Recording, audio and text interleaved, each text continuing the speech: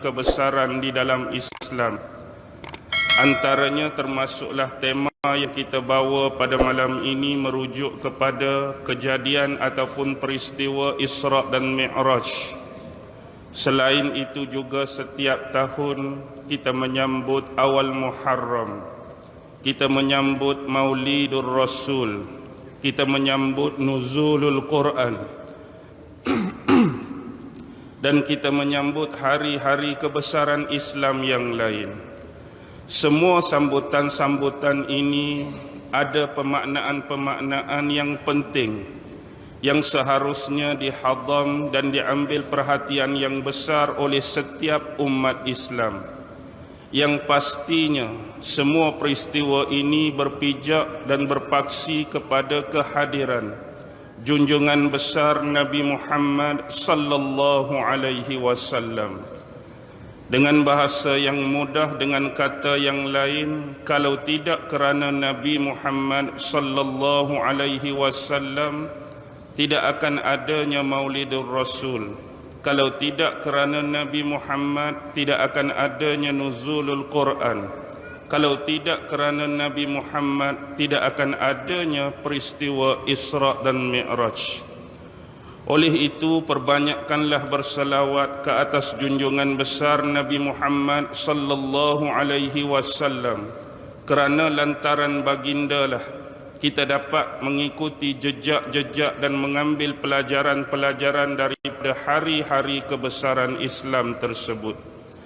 Dan insya-Allah malam ini kita akan berbicara mengenai tajuk Isra dan Mi'raj. Bahkan hampir setiap tahun kita membicarakan tajuk dan tema yang sama. Tetapi umat Islam tidak pernah jemu. Umat Islam tidak merasa pernah puas walaupun tema yang sama, tajuk yang sama. Kerana apa? Kerana semangat yang ada di dalam jiwa Islam itu sendiri. Kerana semangat yang ada di dalam jiwa penganut Islam itu sendiri yang sukakan ilmu. Kerana ilmu pengetahuan itulah, kerana hikmah-hikmah itulah yang akan menggerakkan apa tuan-tuan dan puan-puan, menggerakkan peradaban, menggerakkan kemanusiaan, menggerakkan sains dan teknologi yang dikuasai oleh manusia. Dan Rasulullah sallallahu alaihi wasallam telah menerapkan elemen-elemen penting yang terdapat di dalam ilmu-ilmu Al-Quran dan ilmu-ilmu yang kita katakan sebagai hadis dan sunnah-sunnah Rasulullah, sehingga para sahabat baginda selepas kewafatannya berjaya membina ketamadunan yang begitu unggul dan besar. Dan ini dapat disaksikan dalam sejarah Islam, bahkan diperakui oleh sejarah dunia sekalipun. Dan insya Allah tuan-tuan dan puan-puan, sebenarnya walaupun hampir setiap tahun membicarakan tentang Isra dan Mi'raj, seberapa banyak ilmu yang kita boleh ambil dan kita boleh cungkil. Dan insya Allah, kenapa perkara ini seharusnya disebutkan hampir setiap tahun oleh umat Islam. Bila kita membicarakan Isra dan Mi'raj, paksi utama yang dirakamkan sendiri oleh Allah Subhanahu wa taala di dalam Al-Quran merujuk kepada surah Al-Isra. Bahkan surah ini pun dinamakan dengan Al-Isra, yang dimulakan oleh Allah dengan ayat yang pertama, yang mana ayat ini sebahagian besar telah menjadi mainan di bibir-bibir kita, bahkan dihafal oleh kita dan anak-anak kita setiap kali musim Isra dan Mi'raj. A'udzu billahi minasy syaithanir rajim. Bismillahirrahmanirrahim. Subhanalladzi asra bi'abdihi lailan minal masjidil harami ilal masjidil aqsa allati barakna hawlahu linuriyahu min ayatina innahu huwas sami'ul basir. Ini adalah ayat pertama yang difirmankan dan disebutkan sendiri oleh Allah Subhanahu wa taala Bahkan keagungan dan kecemerlangan ayat ini dimulakan dengan nama Allah dan diakhiri juga dengan nama Allah. Ini menunjukkan ayat ini ada kepentingan yang begitu besar yang Allah ingin pertontonkan dan pertunjukkan, terutama kepada umat Nabi Muhammad sallallahu alaihi wasallam.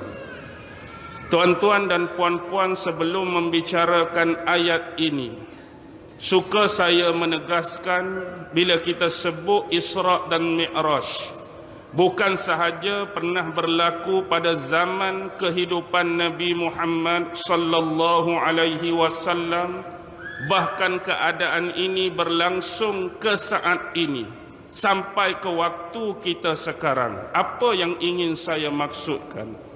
Iaitu merujuk kepada 3 aliran manusia, merujuk kepada 3 golongan manusia yang mana bagaimana mereka memahami dan mengambil iktibar daripada peristiwa Isra dan Mi'raj. Pada zaman Rasulullah dulu adanya kumpulan-kumpulan yang menentang, yang ingkar kepada kenabian dan kerasulan Muhammad sallallahu alaihi wasallam, yang mana diketuai oleh pemuka-pemuka dan pembesar-pembesar bangsawan daripada kafir-kafir Quraisy, golongan musyrikin, yang dikepalai oleh Abu Jahal, yang dikepalai oleh Abu Lahab dan kuncu-kuncunya. Golongan inilah yang kerap kali melakukan perlawanan, penentangan dan pengingkaran terhadap Rasulullah sallallahu alaihi wasallam.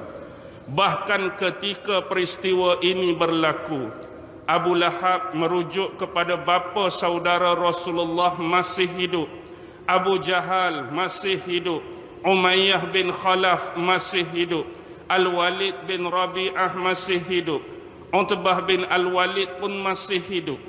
Bahkan ketika peristiwa ini dihadapkan, dikhabarkan dan diberitakan kepada mereka, apakah reaksi mereka bila menerima perkhabaran ini daripada Rasulullah? Mereka bermati-matian mengingkari peristiwa Isra dan Mi'raj yang berlaku kepada Nabi. Bahkan mereka memanggil secara beramai-ramai untuk mendengar kisah yang diceritakan oleh Rasulullah berkenaan dengan Isra dan Mi'raj kepada mereka. Kerana apa? Kerana Abu Jahal, kerana Abu Lahab menganggap ini adalah satu advantage. Ini adalah satu peluang untuk mereka memperolok-olokkan Nabi Muhammad sallallahu alaihi wasallam. Kerana apa peluang ini terbuka dan terhidang kepada mereka? Kerana kisah Isra dan Mi'raj yang diceritakan oleh Rasulullah kepada mereka di luar kotak pemikiran logika dan rasional manusia untuk fikir dan menerima hal tersebut sebagai satu kebenaran. Mana mungkin seseorang yang melakukan perjalanan yang cuma separuh malam daripada Masjidil Haram sampai ke Masjidil Aqsa, yang rata-rata jaraknya pada waktu tersebut hampir 1,500 kilometer. Dan kenderaan yang paling laju sekalipun kita kata hanyalah pacuan-pacuan daripada kuda dan kenderaan seperti unta. Nak menempuh jarak perjalanan hampir lebih kurang 1,500 dalam hanya separuh malam. Bahkan lebih jauh bila dikhabarkan Rasulullah bahawa Mi'raj berlangsung dan berlaku.